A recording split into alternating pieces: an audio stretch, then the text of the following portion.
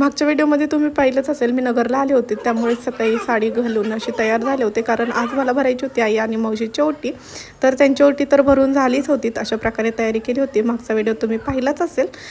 तर इकडे त्यानंतर त्यांनी माझीसुद्धा ओटी भरायला घेतली होती. मम्मीने एक साडी घेतली होती, त्यामधूनच साडी म्हणजे मागच्या वेळेसच आम्ही आलो होतो त्यावेळेससुद्धा तिने पैसे वगैरे दिले होते आम्हाला दोघांनासुद्धा कपड्यांसाठी.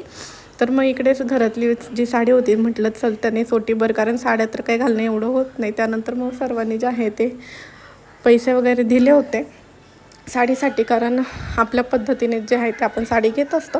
मग सर्वांनी पैसे वगैरे दिले आणि सर्वांनी ओटी वगैरे भरली सोबतच मावशांनी आणि मम्मीनी. तर मग इकडे अशा प्रकारे आमचं जे अधिक मासाचं आहे ते पूर्ण झालं होतं. त्यानंतर सर्वांनी इकडे जेवणाला घेतलं होतं. सर्वजण असले तर खूप पसारा वगैरे होतच असतो. तो पसारा जो आहे तो इग्नोर करा आणि जो आनंद आहे तो घ्यायला आपण घेतला पाहिजे.